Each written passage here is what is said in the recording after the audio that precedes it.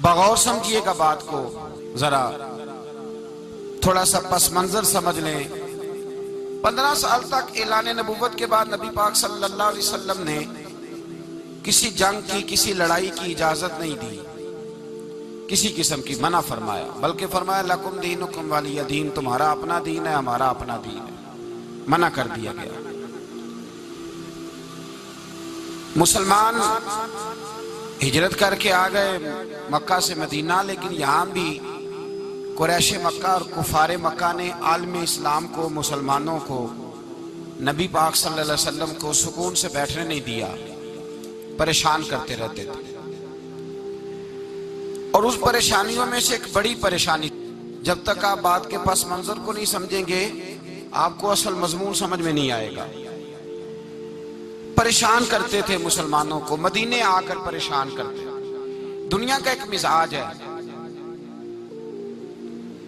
جو آدمی اپنا دروازہ بند کر لیتا ہے لوگ اسے بزدل سمجھتے ہیں، حالانکہ بزدل اور صلح پسند میں فرق ہوتا ہے۔ بزدل اور ہوتا ہے، صلح پسند، کچھ لوگ صلح پسند ہوتے ہیں، لوگ انہیں بزدل کا طعنہ دیتے ہیں۔ تو جو آدمی دروازہ بند کر لیتا ہے نا، یا تھوڑا سا احتیاط کرتا ہے، تو لوگ سمجھتے ہیں کہ یہ بزدل ہے، کمزور ہے، میں نے ڈانٹا ہے تو بھاگ گیا ہے، حالانکہ ایسا نہیں ہوتا، وہ شخص صلح پسند ہوتا ہے۔ میرے رسول کریم سید عالم صلی اللہ علیہ وسلم کی ذات صلح پسند ہے۔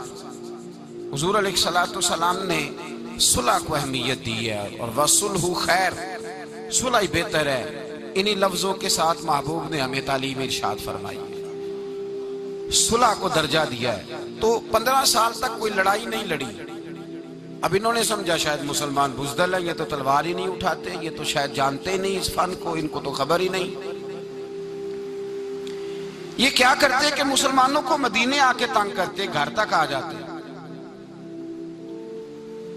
مکے کے قریش مدینے کے قریب آ کے مسلمانوں کو لوٹ کے لے جاتے۔ کئی دفعہ ایسا ہوا کہ انہوں نے آ کر کے یہاں سے بکریاں، اونٹ اور کئی اور چیزیں چوری کر کے لے گئے۔ مسلمان پریشان رہنے لگے۔ اللہ پاک نے طاقت دے دی، قوت دے دی مسلمانوں کو۔ حضرت عمر فاروق جیسے لوگ کلمہ پڑھ گئے، حضرت امیر حمزہ جیسے لوگ آ گئے، حضرت ابو عبیدہ بن جراح جیسے لوگ آ گئے، حضرت سیدنا سعد بن ابی وقاص جیسے دلیر اللہ نے عالم اسلام کو عطا فرمائے۔ قوت آ گئی۔ حرِّض المؤمنین علی القتال، محبوب اختیار کرے مومنوں کو لڑائی کے لیے۔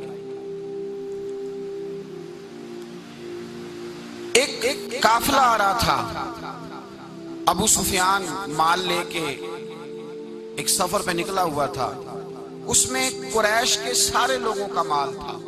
اس زمانے میں بھی پارٹنر بن کے کاروبار ہوتا تھا، سارے مکے والے ایک بندے کوئی مال دے کے بھیج دیتے تھے، میرا بھی بیچ آنا، میرا بھی بیچ آنا۔ وہ سال کے بعد ایک ہی جاتا تھا، سارے جا کے۔ عرب کے جاہل معاشرے کے اندر بھی دھوکہ کرنا اور جھوٹ بولنا عیب سمجھا جاتا ہے، لوگ کسی کے پیسے پر نظر نہیں رکھتے۔ یہاں معاذ اللہ لوگ کلمہ پڑھ کے اس بات کا خیال نہیں رکھتے کہ مال کس کا ہے اور ہم کس طرح سے اسے استعمال کرنا ہے۔ تو ابو سفیان سب کا مال لے کے نکلے۔ جب یہ مدینے کے واپس آ رہے تھے نا، شام سے ہجرت کر کے مدینے کے پاس سے گزرنے لگے، تو اللہ کے رسول سید عالم علیہ السلام نے مسلمانوں سے کہا کہ چلو ہم بھی ان کا ایک قافلہ روک لیں، انہیں احساس دلائیں کہ تم ہمارے ساتھ زیادتی کرتے ہو تو بازو میں ہمارے بھی قوت ہے۔ اس ارادے کے ساتھ حضور نکلے۔ ابو سفیان بڑے تیز آدمی تھے، کسی نے خبر کر دی کہ وہ تو آ رہے ہیں تیرا قافلہ روکنے کے لیے۔ اب حضور سید عالم جب چلے مدینہ منورہ سے تو 313 لوگ حضور کے ساتھ تھے۔ کتنے جی؟ بولیے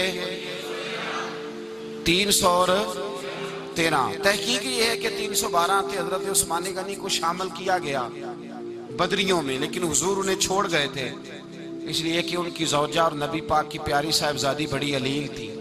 فرمایا تو میری بیٹی کے لیے رہ جا۔ تو 313 لوگ حضور لے کے نکلے، 6 زرہیں، 8 تلواریں، چند گھوڑے۔ خود رسول پاک صلی اللہ علیہ وسلم جس گھوڑے پہ تھے، گھوڑا ایک تھا، سواریاں 3 تھی۔ حضرت مولا علی بھی تھے، جناب زید بھی تھے، نبی پاک بھی تھے۔ فرمایا کبھی تو بیٹھے گا کبھی علی بیٹھیں گے، کبھی زید بیٹھیں گے، کبھی میں بیٹھوں گا۔ جب حضور کی پیدل چلنے کی باری آتی تو حضرت زید عرض کرتے حضور نہیں آپ بیٹھ جائیں میں پیدل چلتا ہوں۔ حضرت علی کہتے حضور آپ بیٹھ جائیں میں پیدل چلتا ہوں۔ تو حضور فرماتے تمہیں ثواب کی زیادہ ضرورت ہے، مجھے بھی تو ضرورت ہے نا۔ تو رسول کائنات سید عالم صلی اللہ علیہ وسلم بھی پیدل چلتے، یہ تھوڑا سا سامان لے کے نکلے۔ ابو سفیان کو اطلاع ہو گئی کہ وہ تو آ رہے ہیں۔ ابو سفیان نے ایک آدمی کو دوڑایا۔ اس زمانے میں جب کوئی بری خبر دینی ہوتی تھی تو وہ آدمی اپنے کان میں سوراخ کرتا تھا، لہو نکال لیتا تھا۔ وہ جس آدمی کو بھیجا اس نے اپنے کانوں سے لہو نکالا، اپنے اونٹ کے کان کاٹ ڈالے، چیخے مارنے لگا مکے والوں دوڑو، مسلمانوں نے تمہارا قافلہ لوٹ لیا ہے، بھاگو۔ اب وہ تو پہلے دلیر تھے کہ یہ ہم سے چھپتے پھرتے ہیں شاید معاذ اللہ۔ انہوں نے کیا کیا کہ 1000 کا لشکر، ہر آدمی کے پاس گھوڑا، ہر آدمی کے پاس تلوار نیزہ، سارے عتبہ عتیبہ شیبہ ابو البختری امیہ بن خلف ابو جہل سارے اکٹھے ہو کے آئے اور نکلے میدان بدر کی جانب۔ ادھر ابو سفیان اس آدمی کو بھیج کے تو دریا کے رستہ ہی بدل گیا، مدینے کے رستے آیا ہی نہیں، خود بچ گیا۔ اور جب بچ کے نکلا نا تو اس نے ایک آدمی بھیجا کہ قافلہ محفوظ ہو گیا ہے، تم لوگ فکر نہ کرو۔ اس نے جا کے پیغام دیا ابو جہل کو کہ ابو سفیان کہتا ہے میں بچ گیا ہوں، مجھے کوئی خطرہ نہیں، اب تم لوگ کسی قسم کی تکلیف نہ کرو، تکلف نہ کرو، واپس چلے جاؤ۔ ابو جہل کہنے لگا نہیں اب تو ہم واپس نہیں جائیں گے، اب تو ہم ان کا کچھ کر کے جائیں گے۔ سمجھ آ رہی ہے میری باتوں؟ پس منظر سمجھ میں آ رہا ہے؟ اب نہیں واپس جانا، نکلے ہیں تو کچھ کریں گے۔ اب جب میدان کے اندر آنے کے لیے تیاری ہو رہی ہے، ادھر سے پتہ چل گیا، نبی پاک صلی اللہ علیہ وسلم کو اطلاع ہوئی کہ ابو سفیان تو اپنا لشکر بچا کے قافلہ بچا کے لے گئے، لیکن قریش بضد ہیں آنے کے لیے۔ نبی پاک صلی اللہ علیہ وسلم نے ایک جگہ پہ تمام مسلمانوں کو جمع کیا۔ یہ بات قابل غور ہے۔ حضور نے فرمایا بھی 1000 کا لشکر اسلحے سے لیس ہو کے آ رہا ہے، تم 313 ہو، تمہارا ارادہ کیا ہے؟ نہ تمہارے پاس زرہیں ہیں، نہ تلواریں ہیں، نہ تمہارے پاس نیزہ ہے، نہ تیر ہے، کیا کرنا ہے؟ صحابہ کرام علیہم رضوان فرماتے ہیں جب نبی پاک صلی اللہ تعالی علیہ وسلم نے مشورہ لیا نا تو سب سے پہلے جو شخصیت اٹھی وہ حضرت ابوبکر صدیق کی ذات تھی۔ جناب صدیق اکبر اٹھے، عرض کرنے لگے محبوبہ بات ہی کوئی نہیں، آپ حکم کریں، ہم تو بڑی دیر سے تیار بیٹھے۔ حضرت عمر کہنے لگے حضور میں تو تھک گیا ہوں انتظار کر کر کے۔ اور شیر خدا مولا کائنات علی المرتضیٰ رضی اللہ تعالیٰ عنہ کہنے لگے محبوبہ زنگ لگ گیا میری تلوار کو، زنگ لگ گیا، کوئی موقع ملے دیواریں ہلتی رہتی ہیں اور در کانپ جاتا ہے، علی کا نام سن کے اب بھی خیبر کانپ جاتا ہے۔ فرمایا حضور زنگ لگ گیا، مہربانی کریں جلدی کریں، ہم تو تیار بیٹھے۔ حضور نے پھر توجہ کی، نبی پاک صلی اللہ تعالی علیہ وسلم نے پھر توجہ کی، تو یہ تو سارے وہ بول رہے ہیں جو میرے ساتھ مکے سے آئے ہوئے ہیں، مدینے والے بھی تو بولے نا۔ تو مدینے والوں میں سے حضرت مقداد اٹھے، حضرت مقداد رضی اللہ تعالیٰ عنہ، اور اٹھ کے عرض کرنے لگے یا رسول اللہ آپ کا اشارہ ہماری جانب ہے؟ حضور نے فرمایا ہاں تمہاری جانب ہے۔ تو کیا خوبصورت جواب ہے، اور کیا انداز تکلم ہے، اور کیا گفتگو بے حسن ہے، اور کیا پس منظر ہے، اور کیا دلیل ہے، اور کیا تاریخ کا مطالعہ ہے۔ حضرت مقداد کہنے لگے یا رسول اللہ ہم کوئی حضرت موسیٰ علیہ السلام کی قوم نہیں کہ آپ سے کہیں گے آپ لڑے یا آپ کا خدا لڑے۔ یا رسول اللہ ہم خشکیوں میں بھی لڑیں گے، دریاؤں میں بھی لڑیں گے، ہم خشکیوں دشت تو دشت ہیں، صحرا بھی نہ چھوڑے ہم نے، اور بحر ظلمات میں دوڑا دیے گھوڑے ہم نے۔ کہا حضور ہم وہ نہیں ہیں کہ جو آپ سے کہیں گے آپ لڑے اور آپ کا خدا لڑے، ہم تو تیار ہیں، آپ جلدی کریں۔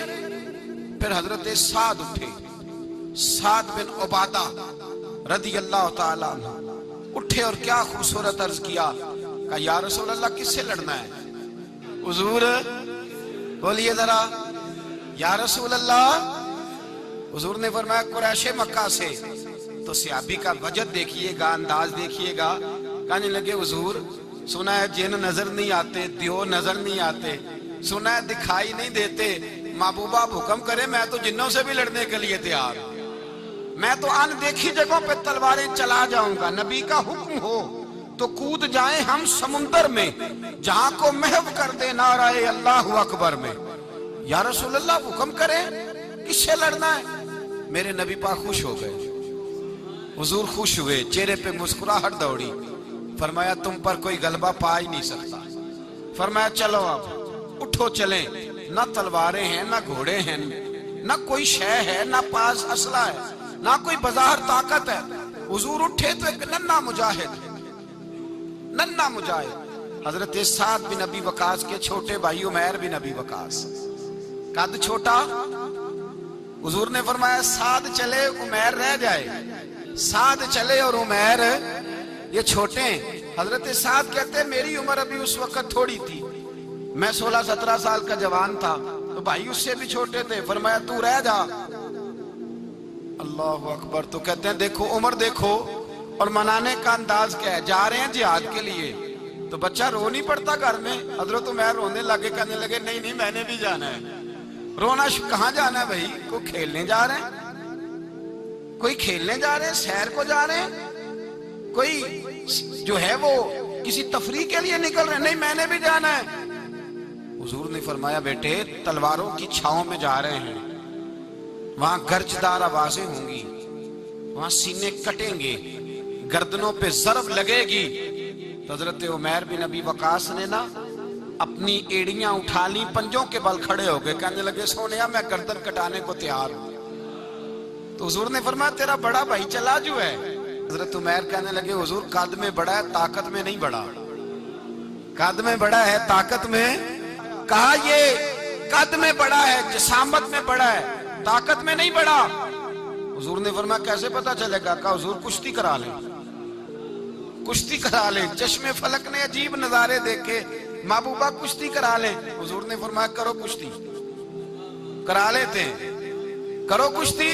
कुश्ती शुरू हुई तो सुभान अल्लाह कैसी अजीब और मुनफरद कुश्ती है। हजरत साद बिन अबी वकास रदी अल्लाह ताला अन्हु कहते हैं मेरा भाई पहलवान कुश्ती से पहले गले मिलते हैं ना, तो कहते हैं गले मिलने आए तो हजरत उमैर मेरे कान में कहने लगे तेरा तो नंबर लग ही गया है, और महबूब जिसे कबूल कर ले फिर उसे दरगुजर उसे रद्द नहीं करते, तेरा तो लग गया है। तो यार चल थोड़ी देर के लिए गिर जा भाई, जो हुआ चल थोड़ी देर के लिए गिर जा, मैं भी सिलेक्ट हो जाऊंगा, तेरा क्या बिगड़ेगा। कुर्बान जाए। इमाम जुर्कानी कहते हैं नबी पाक की आंखों में आंसू आ गए। हुजूर ने बात सुनी तो रो पड़े। फरमाया हम पर भी कोई गलबा पा सकता है? जिस कौम के 14-14 साल के बच्चे लड़ने को तैयार हो उन्हें कोई गिरा सकता है? तू फिजाए बदर पैदा कर, फरिश्ते तेरी नुसरत को उतर सकते हैं गर्दों से कितार अंदर कितार। अब भी थोड़ी देर के लिए भाई आपस में लड़े, गुत्थम गुत्था हुए, फिर बड़ा गिर गया, छोटा पुश्त सीने पे सवार हो गया। मेरे रसूल पाक ने फरमाया चलो भाई तुम्हारा दोनों का जाना ही मकबूल हो गया है, चलो। ये अंदाज था। निहत्ते 313 बशर शौके शहादत में। निहत्ते उसको कहते हैं जिसके पास असला ना हो। निहत्ते 313 बशर शौके शहादत में निकल आए थे मैदान में मोहम्मद की कयादत में। न तेगो तीर पे तकिया, न खंजर पर, न भाले पर, भरोसा है तो एक सादी सी काली कमली वाले पर। भरोसा है तो एक सादी सी काली, ज्यादा महंगी भी नहीं, सादी सी काली कमली वाले पर। भरोसा है तो एक सादी सी काली कमली वाले पर। मेरे मुस्तफा करीम अलैहिस्सलाम का लश्कर मैदान की जान उधर कुफार जोशो खरोश से तय पाया रास्ते में। अबू जाल ने कहा कि रोज एक सरदार ऊंट ज़िबा करेगा, गाने गाने वाली औरतें गाने गाएंगी, बदर की फिजा देख ले, गाने वाली गाने गाएंगी, रोज एक ऊंट ज़िबा होगा, शराब के दौर चलेंगे माज़अल्लाह, और मुसलमानों के खिलाफ जोश पैदा किया जाएगा। इधर खाने के लिए शायद कोई नहीं, कोई ताकत नहीं। तो यहाँ क्या होगा? मेरे हबीब ने फरमाया रातों को सजदे करेंगे, दिन को उठ के अल्लाहु अकबर के नारे लगाएंगे। यहाँ इबादतें हैं, रियाजतें। मेरे रसूल करीम سید عالم صلی اللہ تعالی علیہ وآلہ وسلم سے پہلے کفار پہنچ گئے. انہوں نے پہنچ کر بدر کے میدان میں قبضہ کیا. جہاں کنویں تھے سب پہ قبضہ کر لیا. جو زمین خشک تھی ریتلی تھی وہ چھوڑ دی, اور جو زمین ہموار تھی اس پہ قبضہ کر لیا. جب نبی پاک صلی اللہ علیہ وسلم تشریف لے کر کے گئے تو ریتلی زمین تپتی ہوئے صحرا. 17 رمضان کا دن صحابہ نے روزے رکھے ہوئے صحابہ نے کیا کیا ہوا ہے؟ کیا کرنے گئے ہیں؟ پکی کر لے تو یہ بولے تھوڑے ہو نا, میں کہ شاید کچھ حق ہوئے. کیا کرنے گئے تھے؟ روزہ رکھ کے. اللہ خیر ہی کرے. ہمارے یہاں تو روز نیا بہانا ہوتا ہے, کہتے میں کام تے جانا, میرا تو نہیں نہ بنتا. روز نیا بہانا ہے, کہتے نہیں میں تو مزدور آدمی ہوں. کس طرح کی بات کرتے ہو؟ اللہ نے فرض کیا ہے تو اس کا مطلب ہے کہ گزارا ہو سکتا ہے, چل سکتا ہے, تبھی تو فرض کیا ہے. حضور نے فرمایا روزے کھول دو بھائی, پر کون کھولے؟ کوئی نہیں تیار. اب اللہ کے رسول نے خود گھوڑے کے اوپر بیٹھ کر کھجور کھائی دوپہر کے وقت. جب حضور نے کھولا تو تب سب نے کھولا. 17 رمضان نبی پاک صلی اللہ علیہ وسلم کے آنے سے پہلے انہوں نے کنووں پہ بھی قبضہ کر لیا, ہموار زمین. حضور آئے تو ریتلی زمین ملی, وہیں صحابہ نے ڈیرے لگائے. اب پانی کوئی نہیں, کوئی شے نہیں, تپتا ہوا صحرا, اوپر سے سورج گرمی برسا رہا ہے. حفیظ جلندری کہتے ہیں کہ زمین دعا مانگنے لگ گئی. زمین دعا مانگنے لگی. زمین کہنے لگی خدا بندہ مہربانی فرما, تیرے رسول آئے ہیں تو اب ذرا مجھے ٹھنڈا نہیں کر دیتا.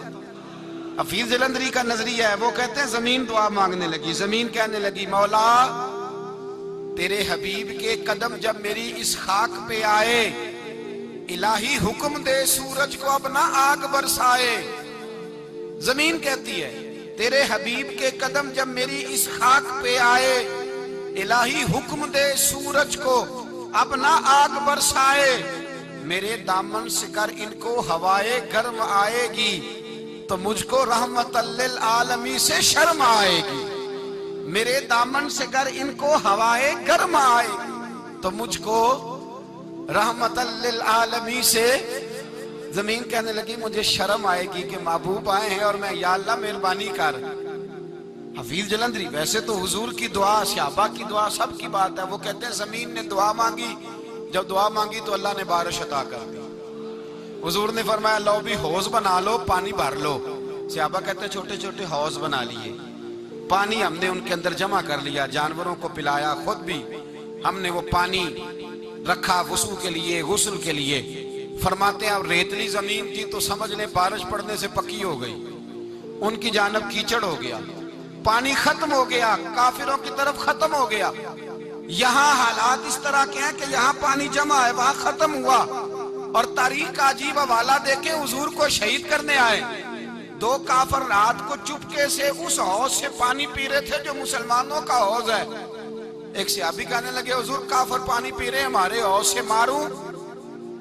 حضور نے فرمایا نہیں, کافر ہوئے تو کیا ہوا, مخلوق تو ہے نا اللہ کی, پینے دو, پینے دو. ہمارے دروازہ رحمت سے کوئی خالی جا سکتا؟ ایسا کی تیری خیر تیرے میں کدے کی خیر, ایسی پلا کی جس کا نشہ عمر بھر رہے, اور پلا کے گرانا تو سب کو آتا ہے, مزہ تو تب ہے کہ گرتوں کو تھام لے ساکی. کہا نہیں, پینے دو انہیں. میرے رسول کریم سید عالم صلی اللہ علیہ وسلم نے میدان بدر میں پڑاؤ کیا. کافر ساری رات دندناتے رہے, شور کرتے رہے. جاسوسی کا ایک معیار ہوتا تھا, اب تو فوجوں کی وردی ہوتی ہے, پہچانے جاتے ہیں فوجی کس ملک کے ہیں, کس علاقے کے ہیں, کس جگہ سے ان کا تعلق ہے. اس زمانے میں کوئی وردی نہیں ہوتی تھی, ہر قبیلے کا آدمی ہوتا تھا تو لوگ گھس جاتے تھے, جاسوسی آسان ہوتی. آئے رات کا وقت ہے تو کچھ جاسوس بھیجے ابو جہل نے, کہا پتہ کر کے آؤ بندے کتنے, اسلحہ کتنا ہے, جوان کتنے, بوڑھے کتنے, ان کا انداز کیا ہے, سارا معلومات کر کے آؤ. کفر کی جو معلومات ہیں اس پر ذرا غور کریں. اب وہ شخص آیا, جا کے ابو جہل سے کہنے لگا 313 ہیں, 6 زرہیں اور 8 تلواریں, کوئی کھانے پینے کا سامان نہیں, اور کچھ بچے بھی ہیں, کچھ بوڑھے بھی ہیں. عمیر بن ابی وقاص بھی ہیں, ابو عبیدہ بن جراح جیسے بوڑھے بھی ہیں. کچھ لمبا چوڑا انتظام کوئی نہیں. ابو جال بڑا کھلکھلا کے ہنسا. جاسوس واپس آئے نا تو کھلکھلا کے ہنسا, کہنے لگا اس طرح کرو کہ جنگ کرنے کی ضرورت نہیں, انہیں نا صبح سب کو گھوڑوں کی پشتوں پہ باندھ کے نا تو لے چلتے ہیں مکے, وہاں جا کے دیکھیں گے ان کا کیا کرنا ہے. ان کو باندھ لو گھوڑوں کی اونٹوں کی پشتوں پر, تو وہاں جا کے دیکھیں گے. جب یہ بات کی تو جاسوس کہنے لگا ٹھہر جا, پوری بات تو سن لے, میری پوری سن تو لے, تبصرہ تو نے شروع کر دیا ہے. اس نے کہا چل سنا پوری. اس نے کہا ہے 313 پر سارے سر پہ کفن باندھ کے آئے ہوئے ہیں, 313 پر بچے سے لے کر بوڑھے تک. میں جس کو پاس بھی گیا ہوں وہ مصلی پہ بیٹھا ہے اور شہادت کی دعا مانگ رہا ہے. مصلی پہ شہادت ہے مطلوب و مقصود مومن, نہ مال غنیمت نہ کشور کشائی. ہے تھوڑے پر آئے مرنے ہیں, جان دینے آئے ہیں, واپس جانے کا ارادہ کوئی نہیں کسی کا بھی, آئے سارے حضور کے نام پر قربان ہونے. ابو جہل ساری رات شراب پیتا رہا, مغویہ گانے گانے والی عورتیں ساری رات گانے گاتی رہیں, اور ادھر انداز بڑا نرالا ہے. حضرت ابو بکر صدیق رضی اللہ تعالیٰ عنہ فرماتے ہیں کہ صحابہ نے مشورہ کیا کہ نبی پاک صلی اللہ تعالیٰ علیہ وسلم کی طرف سب سے پہلے توجہ کریں گے کافر. حضور کے لیے کسی محفوظ جگہ کا بندوبست کیا جائے. ایک چھپر, ایک ریش, ایک جھونپڑی پہاڑ کے اوپر بنا دی گئی حضور کے لیے. مولا علی شیر خدا خود فرماتے ہیں, کہتے ہیں سب سے مشکل کام اس جھونپڑی کی حفاظت کرنا تھا, اس چھپر کی, عریش کی جس میں حضور تھے. جب نبی پاک نے فرمایا نا میرا پہرا کون دے گا, تو کہتے ہیں ابو بکر صدیق تلوار لے کے کھڑے ہو گئے, کہنے لگے سونیا ضرورت ہی کوئی نہیں, میں جو حاضر ہوں. تو حضرت علی فرمایا کرتے تھے بتاؤ جو فرعون کے سامنے کھڑے ہوئے وہ زیادہ دلیر تھے یا ابو جہل کے سامنے جو کھڑے ہوئے دلیر ہیں؟ تو حضرت ابو بکر صدیق فرماتے میں پہرے پہ تھا, کافر شرابیں پی رہے تھے اور نبی پاک ساری رات عبادت کرتے رہے. ساری رات حضور نے رو کے گزار دی. کہا اے اللہ, کیا لفظوں میں حسن ہے, کہ اے اللہ میرے پاس یہ 313 کل تھے, میں لے کے آ گیا, اگر آج یہ ختم ہو گئے تو بتا قیامت تک کون تیری عبادت کرے گا. اے اللہ یہ 313 ہی تھے جو میں لے آیا, مہربانی فرما. ساری رات دعا ہوتی رہی, ساری رات حضور دعا کرتے رہے. پہلے حکم آیا کہ 1000 فرشتہ بھیجا ہے, پھر اے محبوب چل 3000 بھیجے, پھر اللہ نے کہا محبوب میں نے 5000 بھیجے. حضرت علامہ ہزاروی کہا کرتے تھے کہ نہیں, رب کریم نے فرمایا 5000 بھیجے ہیں, تو محبوب نے کہا نہیں مولا اس طرح نہیں, میرے فرشتے نہ بھیج, تیرا وعدہ تھا میں بھی آؤں گا, تیرا وعدہ تھا میں بھی آؤں گا. اور وہ اپنے انداز میں فرمایا کرتے تھے سانو کل کے وچ میدان بدر تے آپوں بہ رہے ہیں یار کنارے آتے, تیرا وعدہ تھا میں بھی آؤں گا. تو پھر حکم ہوا قرآن میں انی معکم, محبوب میں بھی تیرے ساتھ ہی ہوں, محبوب میں بھی تیرے, خدا خود میر مجلس بود. سارے بولیے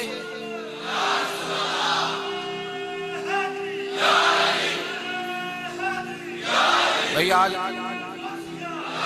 آج تو دن ہے نا نعرے لگانے کا, یوم البدر منا رہے ہیں, تو آج تو ٹھنڈا ٹھنڈا نعرہ نہ لگائیں. میں نے اپیل کی تھی کہ نعرہ تحقیق بھی لگایا کریں.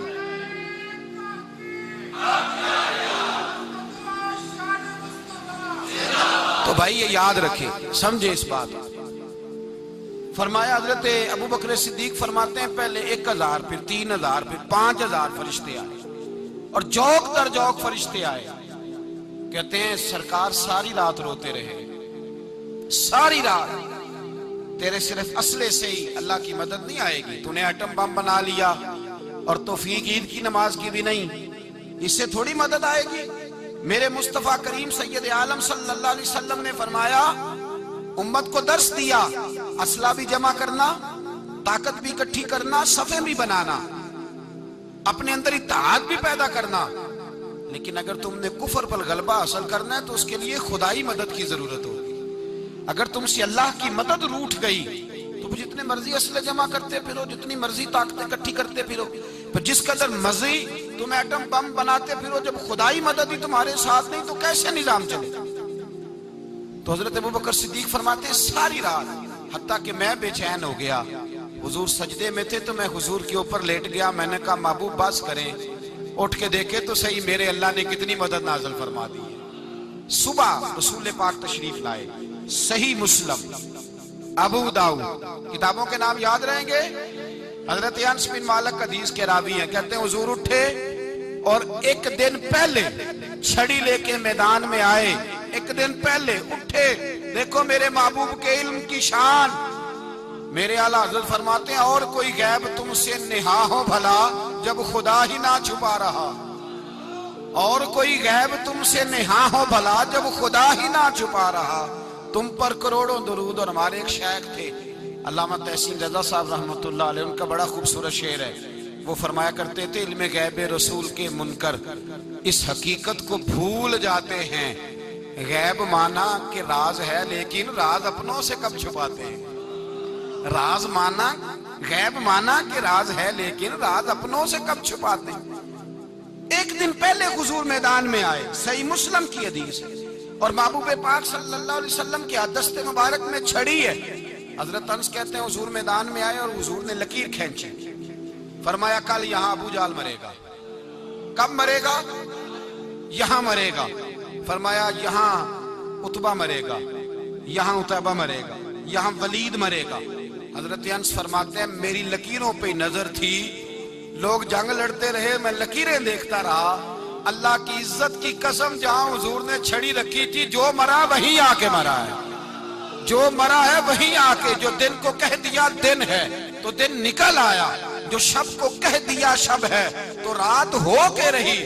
خدا نے ان کی زبان کو وہ اختیار دیا، جو نکلی منہ سے ان کے وہ بات ہو کے رہی. فرمایا جہاں حضور نے چھڑی رکھی تھی جو مرا ہے وہیں آ کے مرا ہے میرے رسول کریم سید عالم صلی اللہ تعالی علیہ وسلم نے. اگلے دن صبح اٹھ کے صف بندی بنوائی. حضور نے اپنے ہاتھ کے اندر چھڑی لے لی. فرمایا چلو ابھی صفیں سیدھی کرو. کیا کرو؟ کرانی چاہیے نا صفیں سیدھی، ہمیں کر بھی لینی چاہیے نا.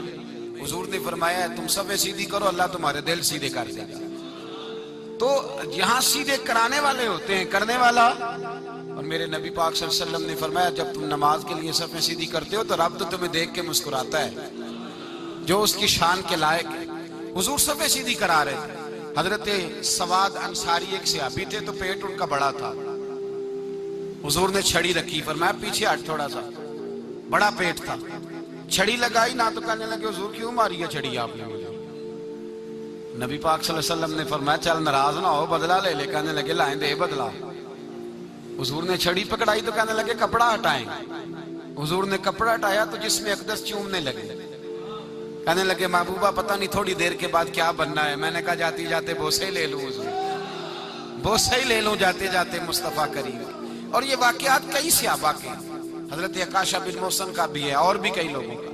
میرے رسول پاک علیہ السلام میدان بدر میں، بدر کی فضا عرض کر رہا ہوں. دو صحابی تھے، ایک کا نام حضرت حذیفہ بن یمان اور ایک کا نام حضرت حسین.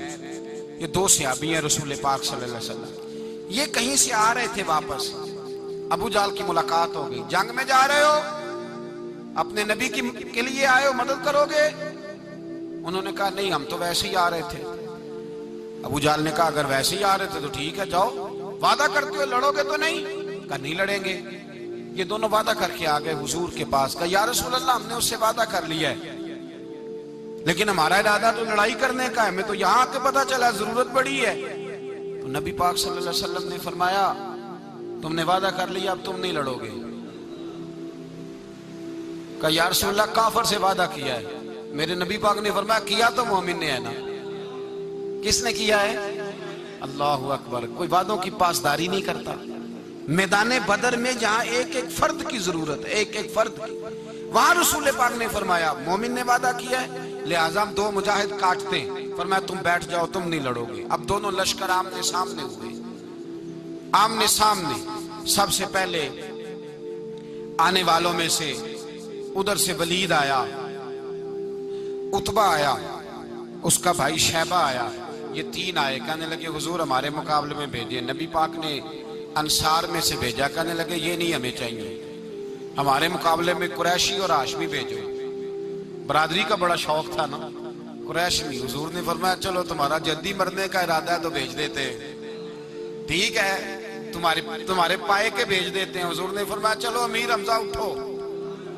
حضرت امیر حمزہ اسد اللہ و رسول اٹھ کے کھڑے ہو گئے، فرمایا چلو علی آپ بھی اٹھو۔ شیر خدا تو یوں اٹھے کہ جیسے پہلے سے ہی کھڑے تھے۔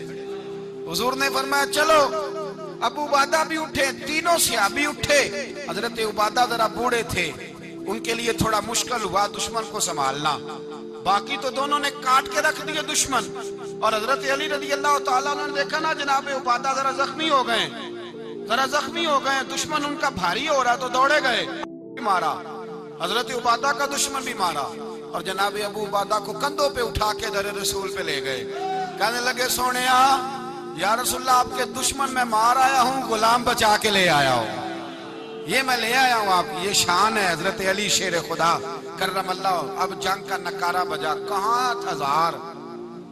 ایک مورخ کہنے لگا نہیں پورا 1000 نہیں تھا، 950 تھا۔ میں کہا چل تو 900 کر لے یار، اس میں کون سی حرج والی بات ہے؟ پھر بھی 900 اور 300 کا کیا مقابلہ؟ اور پھر اسلحے سے لیس 1000 کا لشکر میرے رسول کائنات سرور عالم صلی اللہ علیہ وسلم۔ جب جنگ چھڑی، امیہ بن خلف بڑا مارتا تھا حضرت بلال کو، جناب بلال کے قابو ہی آ گیا، حضرت بلال کے قابو آ گئے۔ کہنے لگا معافی مل جائے گی، معافی مل جائے گی، معافی مل جائے گی، دوڑنے لگا۔ حضرت عبد الرحمن بن عوف کہنے لگے بلال جب کوئی معافی مانگے تو دے دینی چاہیے، فرمایا سب کو دینی ہے، اس ظالم کو نہیں دینی۔ پکڑ کے مارا جناب سیدنا بلال حبشی رضی اللہ تعالیٰ، پکڑ کے مارا، فرمایا مجھے بڑی سزائیں دیتا تھا۔ اس امت کا فرعون ابو جہل نے ساری زندگی ستایا ہے، 2 چھوٹے چھوٹے بچے معوذ اور معاذ، اور ان کی عمریں 17 سال سے کم بتائی جاتی ہیں، اور حسین لفظ ہیں۔ حضرت عبد الرحمن بن عوف کہتے ہیں دونوں میرے پاس آئے، اور ایک روایت میں یوں بھی انداز ہے، کہتے ہیں ایک بھائی کا قد چھوٹا تھا، تلوار اونچی تھی اس سے، اور آئے، اور یہ لفظ ہیں تاریخ میں محفوظ، آئے آ کے کہنے لگے عبد الرحمن سے چچا ابو جہل کدھر ہے؟ تو میں نے کہا تم نے کیا کرنا ہے؟ ان کا جواب پتہ کیا ہے؟ یہ نہیں کہا کہ دین کا دشمن ہے، یہ نہیں کہا بڑا ظالم ہے اس لیے مارنا ہے، کہا تم کیا کرو گے؟ تو جواب وہ شاہ نامہ اسلام نے اپنے لفظوں میں بیان کیا، کہنے لگے مریں گے۔ زیادہ یہی ہے نا کہ ہم کمزور ہیں، پوچھنے کا سٹائل یہ تھا کہ تم بچے ہو، تم نے کیا کرنا ہے؟ تو پتہ ان کا جواب کیا ہے؟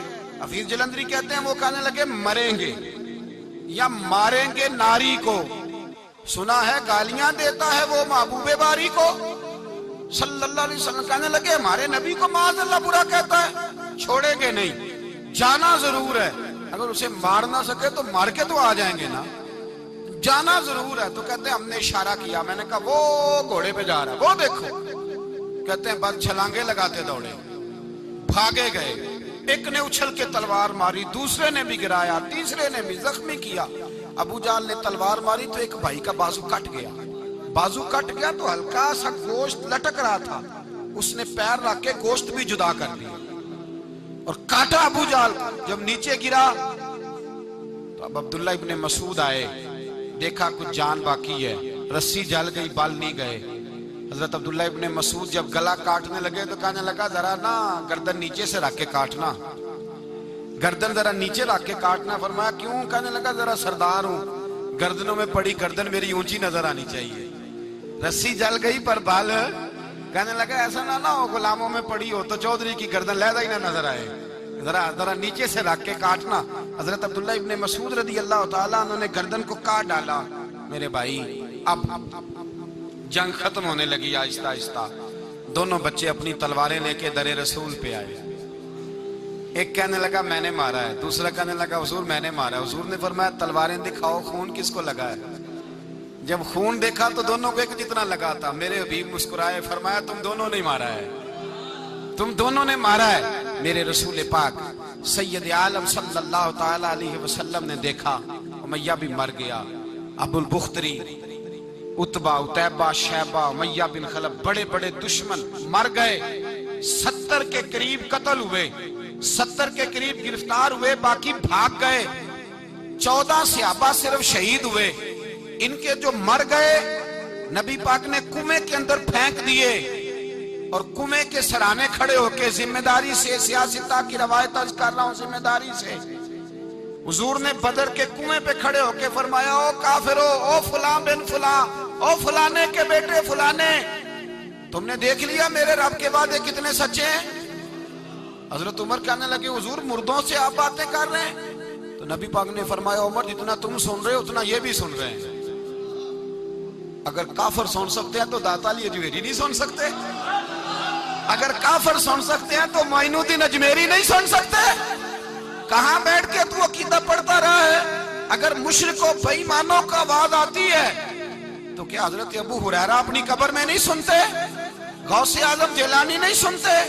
میرے اعلیٰ حضرت کا عقیدہ ہے، وہ فرماتے ہیں واللہ وہ سن لیں گے اور فریاد کو پہنچیں گے ہم۔ اتنا تو ہو کوئی فریاد کرے دل سے، اتنا تو ہو کوئی فریاد کرے دل سے۔ اور اگر کافر اور بے ایمان کنویں میں گرا سن سکتا ہے تو کیا آمنہ کا لال اپنے مزار میں نہیں سن سکتے؟ کہاں سے لوگ عقیدہ لے آتے ہیں؟ میرے نبی پاک نے فرمایا سنتے ہیں۔ سلام دیتے ہو جب قبرستان جاتے ہو؟ کیا کہتے ہو؟ سلام کس کو کہا جاتا ہے؟ اس کو کہا جاتا ہے جو وعلیکم السلام کہے، اس کو کہا جاتا ہے جو وعلیکم السلام کہے۔ او بھائی سنو، میرے رسول پاک سید عالم صلی اللہ تعالی علیہ وآلہ وسلم نے کہا دیکھا تم نے میرے رب کا وعدہ کتنا سچا ہے؟ یہ کہہ کے میرے رسول پاک آئے، ایک آدمی کو پہلے بھیجا، فرمایا جاؤ جا کے خوشخبری دے دو، اللہ نے فتح دے دی ہے، خوشخبری دو۔ پھر حضور آئے، ان گرفتار ہونے والوں میں حضور کے اپنے داماد ابو العاص بھی ہیں، حضور کے چچا جناب عباس بھی ہیں، وہ بھی ہیں، اور بھی کئی لوگ ہیں گرفتار ہونے والے آئے۔ حضرت انس کہتے ہیں آدھی رات کا وقت تھا، جب ان کو لایا گیا نا گرفتار کرنے والوں کو مدینے، تو صحابہ کو غصہ ہی بڑا تھا، کس کس کے رسیاں باندھ دی۔ حضرت بلال کی ڈیوٹی تو ذرا زور زور سے باندھتے تھے، زور زور سے، ذرا تگڑی کر کے، بڑا ستایا تم لوگوں نے، زور زور سے۔ کہتے ہیں آدھی رات کا وقت ہوا، میں مسجد میں آیا تو حضور کو بے چینی سے ٹہلتے دیکھا مسجد میں، تو میں نے کہا حضور کیا ہوا؟ یہ سونے کا وقت تھا، آپ کے آرام کا، تھکے ہارے آئے تھے۔ تو حضور نے فرمایا تم نے رسیاں زور سے باندھ دی ہیں، وہ ہائے ہائے کرتے ہیں، مجھے نیند نہیں آتی۔ نیند حضور وہ دشمن ہے، وہ آپ کا دشمن ہے۔ فرمایا وہ میرے دشمن ہے پر میں تو رحمت للعالمین ہوں، ذرا ڈھیلی کر دو، سو جائیں تو میں بھی سو جاؤں۔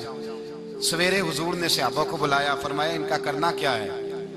حضرت عمر کا مشورہ سنو۔ حضرت عمر کہنے لگے حضور جو میرے رشتہ دار ہیں میرے حوالے کرے، پہلے میں ان کی گردنیں کاٹوں، جو ابو بکر کے ہیں اس کو ان کی گردنیں کاٹیں، جو عثمان کے ہیں علی کے ہیں ان کو دو، سب کو کاٹیں، اپنے اپنے رشتہ داروں کو۔ میرا جو ہے میں اپنے ہاتھوں سے اسے ذبح کروں گا، میرے نبی کی دشمنی کرتا ہے۔ حضور نے فرمایا عمر تیرا فیصلہ ذرا تگڑا ہے، تھوڑا نرم چاہیے۔ حضرت ابو بکر صدیق کو بلایا، فرمایا تیرا کیا ارادہ ہے؟ ابو بکر کہنے لگے حضور کچھ فدیہ لے لیں، ان پہ رحم کریں، مجھے لگتا ہے بہت سارے کلمے پڑ جائیں گے، کچھ مہربانی کریں، ان پہ شفقت کریں۔ حضور نے فدیہ تعین کر دیا، فرمایا اتنے اتنے پیسے دو، جاتے جاؤ۔ کچھ نے کہا ہم غریب ہیں، فرمایا تم مسلمانوں کے 10 بچوں کو حساب کتاب سکھا دو، تمہیں چھٹی۔ کچھ نے کہا جی ہمیں یہ بھی نہیں آتا، فرمایا تم ویسے ہی آزاد ہو جاؤ۔ بہت ساروں پہ مہربانی کی۔ حضرت عباس کھڑے ہوئے حضور کے سامنے، چچا، تو نبی پاک نے فرمایا چاچا وہ لاؤ فدیہ۔ کہنے لگے بھتیجے میرے پاس تو کچھ بھی نہیں، کوئی شے نہیں۔ تو حضور نے فرمایا چاچا وہ جس دن تم آ رہے تھے کمرے کا دروازہ اندر سے بند کر کے اتنی بڑی سونے کی اینٹ میری چاچی کو دی تھی، کہا اگر میں بچ کے آ گیا تو ٹھیک ہے، نہ آیا تو تمہارے لیے کافی ہوگی، وہ کدھر ہے؟ خیال آیا، حضرت عباس کانپنے لگے۔ یہ سن کر حضرت عباس پر راشا ہوا طاری کہ پیغمبر تو رکھتا ہے دلوں کی بھی خبرداری۔ خیال آیا مسلمان نیک و بد پہچان جاتے ہیں اور محمد آدمی کے دل کی باتیں جان جاتے ہیں۔ کہنے لگے وہ کدھر ہے؟ تو جناب عباس کہنے لگے محبوبہ وہ تو فدیہ تو میں دوں گا ہی اب، لیکن میں مان گیا ہوں آپ اللہ کے سچے رسول ہیں، اس لیے کہ میرے اور میرے بیوی کے علاوہ کسی کو اس بات کی خبر نہ تھی۔ اسی جنگ میں حضرت خدیجہ کا وہ ہار آیا جس کا تذکرہ میں پچھلے دنوں کر چکا، اللہ تعالیٰ نے فتح دی۔ کسی جگہ بھی کوئی تکبر کا لفظ میرے نبی پاک نے بیان نہیں فرمایا، کسی جگہ حضور نے یہ نہیں کہا کہ ہم بڑی دانائی سے لڑے، ہم بڑے دلیر تھے، ہماری صف بندی بڑی سیانی تھی۔ یہی فرمایا وَلَقَدْ نَصَرَكُمُ اللَّهُ بِبَدْرٍ، اللہ نے ہماری مدد کی، اللہ نے میری اور آپ کی زندگی میں جہاں نقص واقع ہوتا ہے نا وہاں ہم کامیابیاں اپنے کھاتے میں ڈالنے لگتے ہیں، تو فضائے بدر پیدا نہیں ہوتی۔ یہ یاد رکھیں، اگر رات کو گانے سنیں گے، شراب کباب کے دور چلیں گے، تو پھر بدر کی فضا پیدا نہیں ہوگی، پھر تو کفر کی فضا پیدا ہوگی۔ اور اگر رات کو مصلے آباد رہیں گے، میں نے کچھ دن پہلے کہا تھا جمعے میں، صلاح الدین ایوبی جب جنگ لڑ رہے تھے تو ایک بحری بیڑا آ رہا تھا دشمنوں کا، اسلحہ لے کے، مسلمانوں کے پاس اسلحہ پہلے کم تھا، تو ایک بحری جہاز اور اسلحہ لے کے آ رہا تھا عیسائیوں کا، تو صلاح الدین ایوبی ساری رات مسجد اقصیٰ میں روتے رہے۔ سویرے ایک بزرگ ملے تو کہنے لگے، پہلے رات کو بھی ان سے دعا کے لیے کہا، پھر سویرے صلاح الدین کہنے لگے حضور دعا کرنا، مسلمان پہلے ہی کمزور ہیں اور عیسائیوں کا ایک بحری بیڑا اسلحہ لے کے اور آ رہا ہے۔ تو بزرگ کہنے لگے وہ تو بیڑا غرق ہو گیا ہے، وہ غرق ہو گیا۔ کہا کہاں غرق ہوا؟ تو کہنے لگے تو ساری رات روتا رہا تو تیرے آنسوؤں میں ہی غرق ہو گیا ہے، تیرے آنسوؤں میں غرق ہو گیا، وہ اب نہیں آئے۔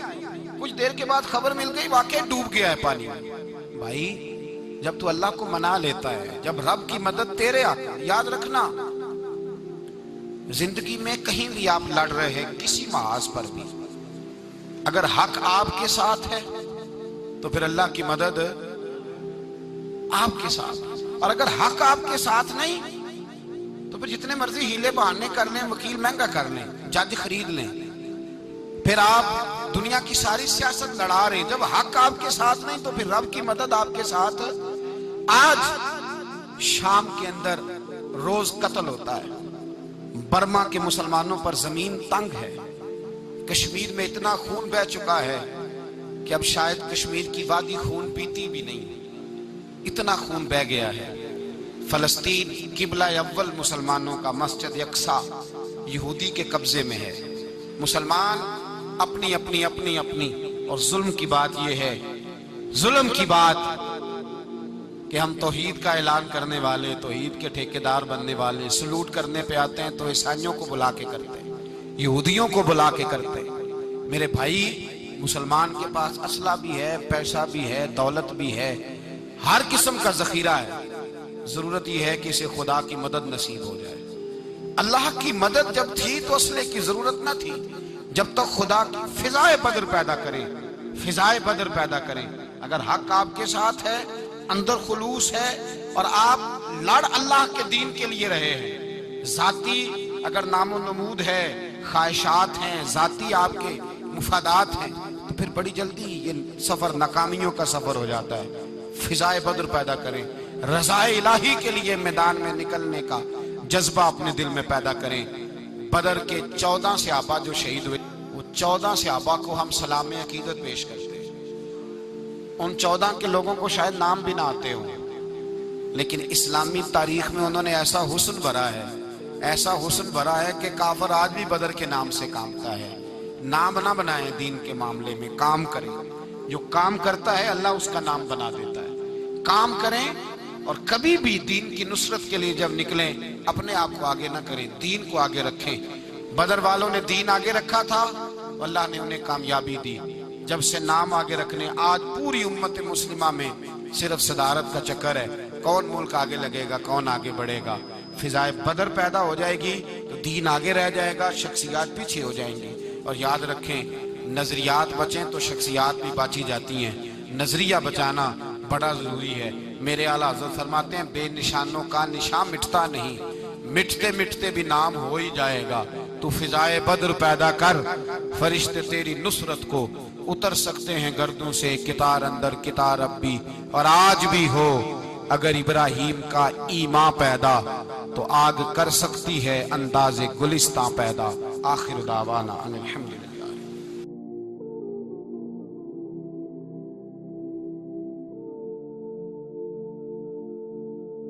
علم اسلام کی تاریخ کا بہت بڑا دن 17 رمضان مبارک،